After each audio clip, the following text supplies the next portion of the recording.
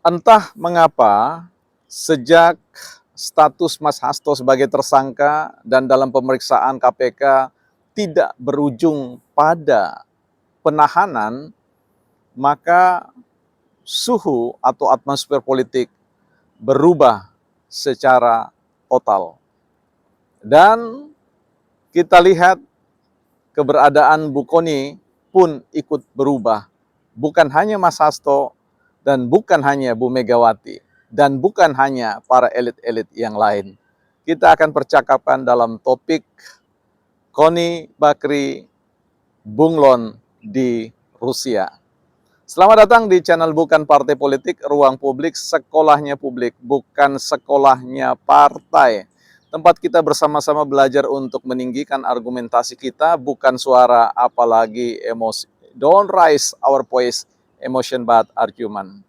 Ya, teman-teman, ini penting bagi kita untuk belajar dari hari ke hari, dari waktu ke waktu, untuk membangun kecakapan intelektual, khususnya dalam mendeliver ya, pesan-pesan atau pikiran-pikiran, gagasan-gagasan yang keluar dari pikiran kita.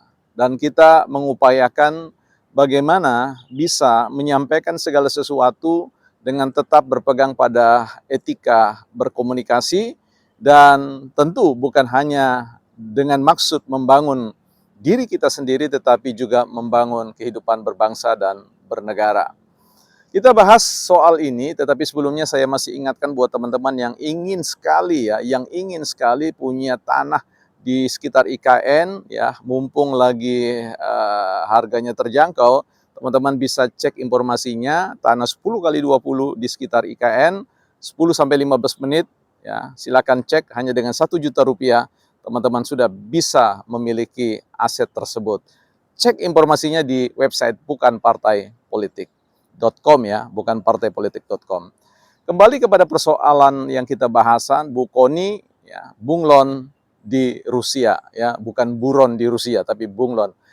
Tema ini menarik untuk kita sampaikan karena dalam beberapa kesempatan atau sebut saja satu kesempatan ya, dalam perbincangan di salah satu stasiun media massa atau televisi sebut saja demikian, Bu Kony ya kelihatannya berubah sikap ya, berubah pikiran dan berubah gaya ya di dalam rangka merespon tentang kasus ketersangkaan Mas Hasto ya, karena sejak penetapan tersangka dan kemudian setelah pemeriksaan oleh KPK ada perubahan suhu, ada perubahan perilaku politik yang tentu menarik untuk kita cermati. Bagaimana kemudian Ibu Megawati jauh-jauh hari sebelumnya bersama dengan elit-elit yang lain menekankan tentang bahwa mereka adalah mitra strategis dari pemerintah, dalam hal ini Prabowo. Tentu kita harapkan itu juga bersama dengan Gibran dan seluruh kabinet-kabinet yang ada. Jadi bukan ingin memanas-manasi, memecah belah antara presiden dan wakil presiden. Hal ini juga berubah dalam konteks harapan publik menjadi oposisi di legislatif, sekalipun kita tahu bahwa dalam konteks undang-undang kita tidak ada mekanisme tentang oposisi, tetapi yang dimaksud adalah quote oposisi, artinya kritis terhadap pemerintah dan memang mengambil posisi yang jelas untuk terus-menerus quote menggonggong kebijakan-kebijakan pemerintah agar menjadi warning bagi kita semua. Nah, ini pun terlihat ada satu perubahan yang nyata bagi Bu Kony ketika beliau berstatement bahwa beliau sebenarnya menyimpan beberapa dokumen-dokumen itu, puluhan dokumen kalau tidak salah atau 32. Di situ beliau mengatakan bahwa saya bukan dalam posisi orang yang bisa menyampaikan atau mengungkap ya seperti itu, karena hanya dititipi ya, dititipkan oleh Mas Hasto, sehingga beliau mencoba untuk orang bilang mencuci tangan untuk mengatakan bahwa saya tidak sedang dalam posisi untuk mengancam ya, dalam posisi untuk membuka dan terlibat dalam konteks politik ya secara langsung. Ini yang kemudian menjadi agak mengherankan karena dalam beberapa waktu kita sudah lihat bagaimana Bu Kony muncul dengan kesan memang sedang melakukan membidik ya, membidik Ibu Iriana ya, dengan ancaman-ancaman ya, yang kemudian publik digegerkan dengan adanya korelasi dengan sebuah video yang hasil editan terkait dengan masalah persoalan mohon maaf ya soal terong dan sebagainya.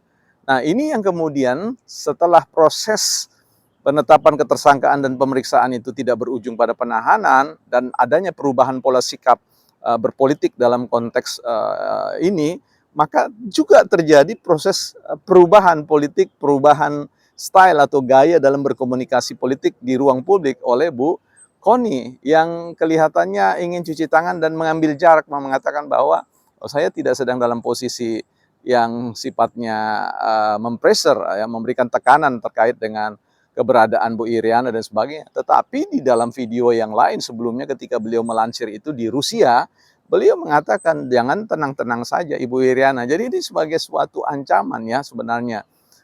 Tapi oke lah, orang mau berubah bagaimanapun itu kita senang ya. Perubahan ke arah yang lebih baik, apapun argumentasinya, apapun reasoningnya, alasannya, ya it's okay lah ya, senang. Tetapi tentu kita berharap ada konsistensi karena sekali lagi posisi-posisi orang seperti Bu Kony adalah posisi orang-orang yang akan diteladani ya, akan dijadikan role model ya, benchmark bagi siapa saja ya, sehingga memang perlu kehati-hatian. Nah, inilah yang kemudian ditarik dan diungkap oleh Pak Roslan terkait dengan benang merah tentang keterhubungan, mengapa kemudian ada sikap-sikap yang kelihatannya terlibat ya dalam konteks membentuk peta politik, ketegangan politik, peta konflik politik, di mana Pak Roslan kemudian mengungkapkan tentang behind story terkait dengan pada suatu masa tertentu bagaimana Bu Kony menginginkan ya ingin menjadi wakil menteri dari pertahanan atau kemudian wakil menteri untuk Kementerian Luar Negeri. Nah, ini kemudian publik mulai menyambungkan bahwa oh, aha, ini dia ya. Ini dia alasan mengapa kemudian tempo-tempo Bu Kony berubah sikap, menyampaikan pandangan-pandangan politiknya, sikap-sikap politik yang cenderung berpihak kepada pihak yang antitesis terhadap pemerintah, dalam hal ini kepada Trah Jokowi ya. Sehingga kelihatan sekali bahwa persoalan ini masih ada kaitannya dengan persoalan who get what, siapa dapat apa yang ditesiskan oleh Harold Laswell, ya bahwa dalam konteks politik bargaining position, tawar-menawar itu selalu hadir di behind layer ya, jadi menjadi sebuah ruang yang tersembunyi, ruang di mana memang negosiasi, pertukaran tentang keinginan kehendak itu menjadi sebuah aset bagi setiap individu atau kelompok tertentu untuk melakukan penawaran ya tentang posisi-posisi yang diinginkan. Sehingga ketika itu di-reject, maka polarisasi perilaku politik itu menjadi terdefinisikan secara baru ya. Dan itu terlihat dalam konteks bagaimana dalam beberapa podcastnya Bu Kony memang mengambil posisi yang berseberangan dengan pemerintah, dengan Trah Jokowi dan di ruang pemerintahan. Inilah yang kemudian perlu kita sikapi sebagai pembelajar khususnya bagi publik untuk selalu mempertanyakan bahwa di balik sikap politik seseorang selalu ada kepentingan-kepentingan yang apakah itu kurang diakomodir atau ditolak, di-reject sehingga menimbulkan sikap-sikap yang ya banyak ditunjukkan oleh para elit-elit ya ketika kita lihat latar belakangnya ya maka secara historis menunjukkan bahwa ada problem-problem ya secara psikis yang menjadi sangkutan-sangkutan dalam konteks berrelasi secara politik di masa depan. Ini yang merupakan suatu catatan bagaimana Bu Kony terlihat quote bunglon di Rusia, bukan partai politik.